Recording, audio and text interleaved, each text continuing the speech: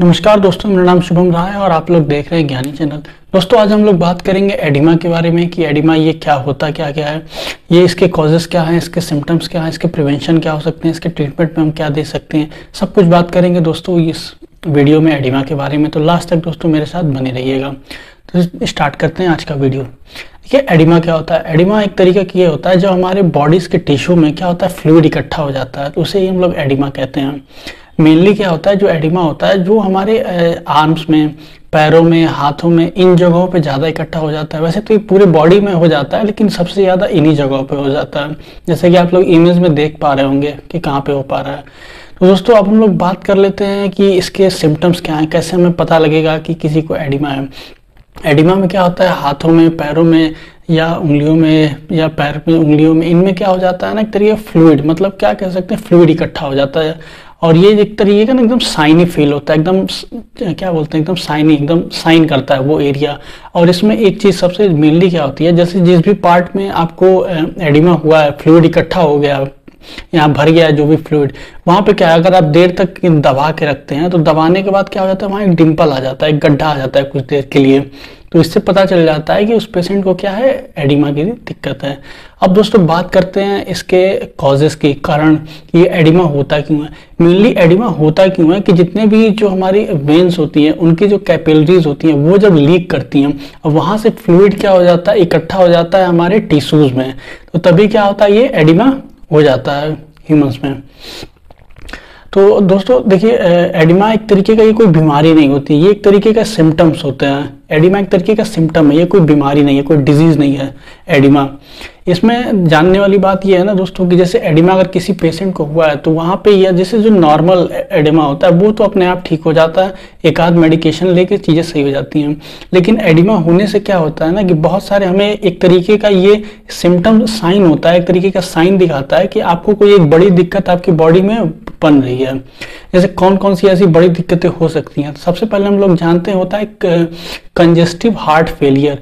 इसमें क्या होता है, जो हमारे हार्ट होते हैं, हार्ट के जो चैम्बर्स होते हैं, दो चैम्बर्स होते हैं, या तो एक चैम्बर या दोनों चैम्बर, दोनों जब खराब हो जाते हैं और ब्लड को पंप नहीं कर पाते हैं, उस कंडीशन में क्या हो जाता है कि जो हमारे वेन्स होते हैं, जो ब्लड कैरी करके हार्ट तक लाते हैं, वो क्या होता है, ला नहीं पाते हैं, उनमें ज़्यादा प्रेशर आ जाता है। तो वहाँ पे क्या हो जाता है, लीकेज स्टार्ट होना, उससे वजह से क्या होता है, पैरों में क्या होने लगता है, फ्लूइड इकट्ठा होने लगता है। दूसरा दिक्कत होता है कि अगर आपको कोई किडनी डिजीज है, अगर आपको कोई किडनी की कोई भी प्रॉब्लम है, तो वहाँ पे क्या होता है, जो किडनी है आपका ब्लड फिल्टर नहीं कर पा रहा, यूरिन नहीं बना पा रहा, तो वहाँ भी क्या होता है, पैरों में इधर इकट्ठा होना, फ्लूइड शुरू हो जाता है। साथ में क्या होता है, कंजेस्टिव हार्ट फेलियर में एक चीज़ और बतानी थी हमें कि जब ये ब्लड को पंप नहीं कर पाता, उस टाइम पे क्या होता है, लंग्स में भी पानी भर जाता है, और लंग्स में जब पानी भर जाता है तो उसे हम लोग पल्मोनरी एडिमा बोलते हैं, वहाँ पे भी पानी भर गया, उस टाइम पे क्या होता है, सांस लेने में क्या दिक्कत हो जाती है पेशेंट को।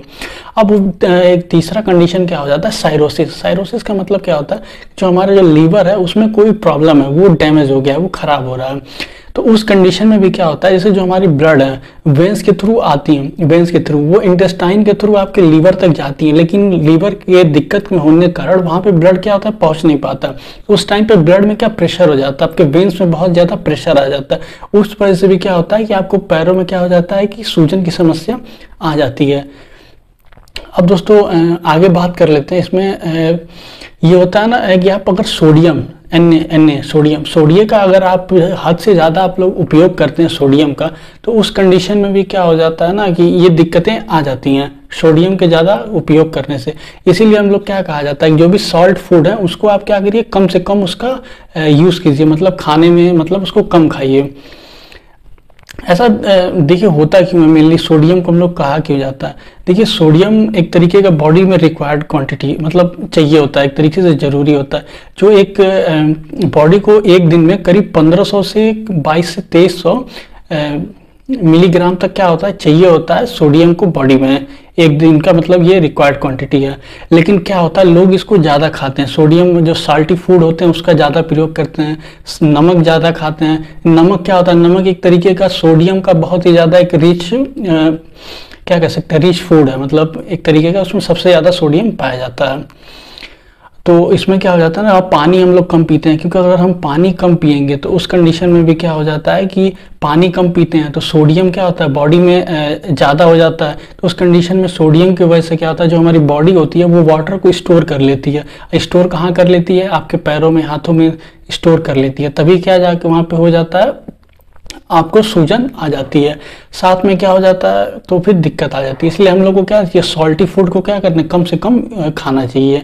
साथ में क्या होता है, अगर प्रोटीन, अगर आपके शरीर में, बॉडी में प्रोटीन की डिफिशियंसी हो जाती है, कम खाते हैं आप लोग लंबे समय से, तो प्रोटीन कम ले रहे हैं, तो उससे भी क्या ये दिक्कतें हो जाती हैं। प्रोटीन का देखिए मेन काम क्या होता है, जब प्रोटीन अगर शरीर में नहीं रहता है तो जो हमारा ब्लड रहता है वो टिश्यूज से वो नहीं ले पाता, टिश्यूज से फ्लूइड को अपनी तरफ अट्रैक्ट नहीं कर पाता, लेके जा नहीं पाता। इसकी वजह से, अगर प्रोटीन के ना होने की वजह से क्या होता है, फ्लूइड होता है वो टिश्यूज में क्या स्टोर होने लगता है। ये बात होगी। साथ में क्या होता है, अगर हमारे जो लिम्फेटिक सिस्टम में उसमें कोई दिक्कत आ गई है, क्योंकि देखिए लिम्फेटिक सिस्टम का मेन काम क्या होता है, ये बॉडी के जो फ्लूइड्स होते हैं, बॉडी फ्लूइड्स, इसको मेंटेन करके रखता है। अगर उसमें भी कोई प्रॉब्लम आती है तो एडिमा आने के चांसेस हैं। साथ में प्रेगनेंसी में दोस्तों क्या मेनली माना जाता है कि देखिए, आप भी जब भी लोग देखते हैं प्रेग्नेंट हो जाती हैं, प्रेग्नेंट रहती है वुमेन, तो उनमें लोग कहते हैं कि पैर भारी हो गया, मतलब पैरों में सूजन आ गया, ये सारी दिक्कतें। और जैसे जैसे एक मतलब प्रेगनेंसी की डेट आ जाती है, वहाँ दिक्कतें और बढ़ जाती हैं। रीज़न ये होता है कि बॉडी को उस टाइम पे क्या होती है, फ्लूइड की ज़्यादा चाहिए अमाउंट, सोडियम की अमाउंट ज़्यादा चाहिए। क्यों चाहिए, क्योंकि फीटस है, प्लेसेंटा है, यहाँ पे क्या ज़रूरत रहती है। तो इस कंडीशन में भी दिक्कत हो जाती है। साथ में होता है कि एक्सरसाइज कम करना। अगर कोई भी व्यक्ति अगर एक्सरसाइज नहीं करता है, तो मतलब हमेशा बैठा रहता है, कुछ रहता है, तो ये दिक्कतें हो जाती हैं। ऐसा क्यों होता है, रीज़न ये होता है कि जैसे कोई भी पर्सन है, अगर वो हमेशा एक जगह बैठा रह रहा है, एक्सरसाइज नहीं कर रहा है, एक्सरसाइज करने से क्या हो जाता है कि जो हमारी वेन्स होती हैं उनमें क्या होता है, प्रेशर बढ़ जाता है, मतलब कि एक तरीके से फ्लो बना रहता है कि हमारे हार्ट तक वो कैसे आराम से जाती हैं। तो वो ये इसमें फ़ायदा रहता है। देखिए, जो हमारी बॉडी होती है, जो नसें होती है, दो टाइप की होती है, एक आर्टरी होती है और एक वेन्स होती है। आर्टरी उसे कहते हैं जो हार्ट जो रहता है वहाँ से, उसमें ऑक्सीजन की मात्रा बहुत ज़्यादा होती है। आर्टरी वेन्स क्या करती हैं, वो ऑक्सीजन को लेके हमारे टिश्यूज तक पहुँचती हैं। अब वहाँ से फिर जो ब्लड जो होता है हार्ट के पास दोबारा आता है, तो वहाँ वेन्स के थ्रू आता है। जो वेन्स होती हैं, उसको नसों को वेन्स कहते हैं। इन्हीं जो वेन्स में क्या होता है कि लीकेज होता है कैपिलरीज के थ्रू, इसी को ही हम लोग एडिमा कहते हैं। दोस्तों बात कर सकते हैं कि इसके डायग्नोसिस की, कि हम लोग इसकी डायग्नोसिस मतलब कि इसमें हम लोग जांच कैसे करें। देखिए, मेनली जो इसकी एडिमा की जांच होती है उसमें क्या होता है कि आप तो फिजिकली देख के पता लगा सकते हैं। अगर किसी पेशेंट को एडिमा है, सूजन है, तो आप लोग टेस्ट करके फिजिकली बता सकते हैं। साथ में कुछ कंडीशन में क्या हम लोग को एक्सरे करना पड़ जाता है, अल्ट्रासाउंड करना पड़ता है, ब्लड टेस्ट भी करने पड़ते हैं, और साथ में क्या होता है, यूरिन टेस्ट भी किया जाता है। इससे भी हम लोग क्या पता लगा सकते हैं कि क्या इसको डायग्नोसिस है। अब दोस्तों बात करते हैं इसके प्रिवेंशन की।